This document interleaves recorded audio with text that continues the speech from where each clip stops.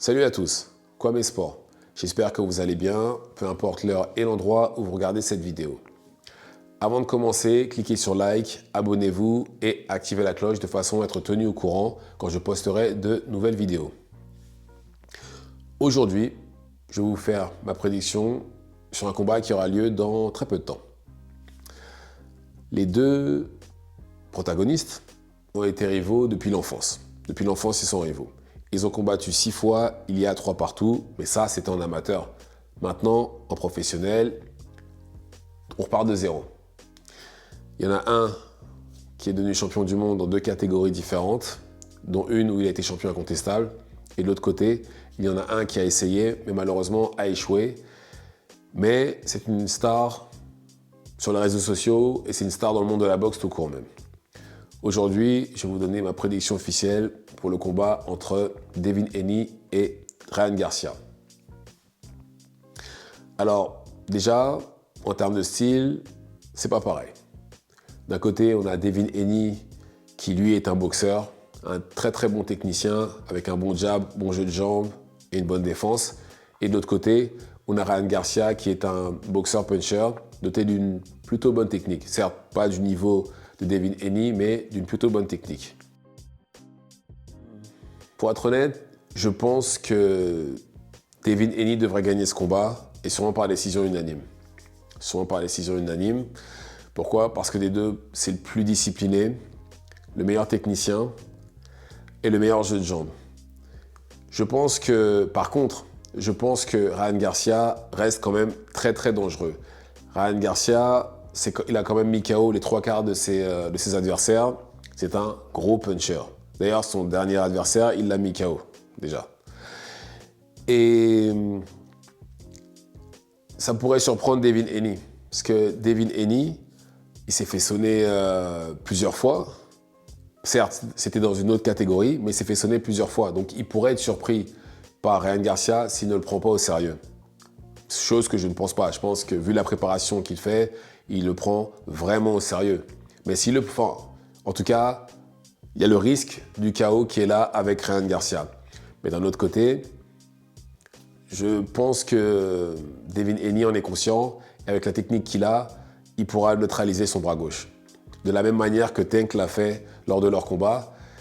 Et en plus de ça, il a des lacunes défensives, Ryan Garcia. Des lacunes défensives que Devin Haney n'a pas et qu'il pourra exploiter. Et des deux, celui qui a le meilleur jeu de jambes, c'est Devin Haney. Et un des défauts aussi de Ryan Garcia, c'est qu'il a tendance à ne pas avoir l'air concentré des fois et à sortir complètement du game plan, comme ce qu'il a fait contre Tank. Où d'un coup d'un seul, il est sorti du game plan, il a chargé sur Tank et au final, c'est lui qui s'est retrouvé au sol. Une fois déjà, un knockdown. La deuxième fois, il a pris un coup au corps et il a arrêté. Il a mis un genou à terre pour qu'on arrête le combat. Donc, Ryan, après, si Ryan va très vite dès le départ, ça pourrait être compliqué aussi pour Devin. C'est pour ça que je pense que les premiers rounds vont être compliqués. Le temps que Devin lise la stratégie de Ryan, à moins qu'il prenne un KO bien entendu, ça pourrait être compliqué pour Devin aussi les premiers rounds. Mais après, je pense que le jab et la technique de Devin devraient prendre le dessus. Et c'est même pas impossible qu'il le mette pas... Ouais, qu'il n'y ait pas un arrêt de l'arbitre par exemple. Puisque une des critiques de Devin Haney, c'est qu'il ne cogne pas assez fort. J'ai du mal à y croire. Parce que s'il ne cognait pas fort du tout, que ce soit en super lightweight ou en lightweight, ses adversaires fonceraient sur lui sans se soucier de sa force. Ce qui n'est pas le cas. Il doit cogner assez fort au moins pour les maintenir à distance. Et en plus de ça, quand vous regardez son dernier combat contre Régis Prograis, non seulement il l'a envoyé au sol, mais il l'a sonné. C'est juste, pour des raisons inexpliquées, enfin, à mon avis, c'était pas ça le game plan, c'est qu'il n'a pas cherché à le finir. Mais je pense qu'il doit quand même avoir de la force.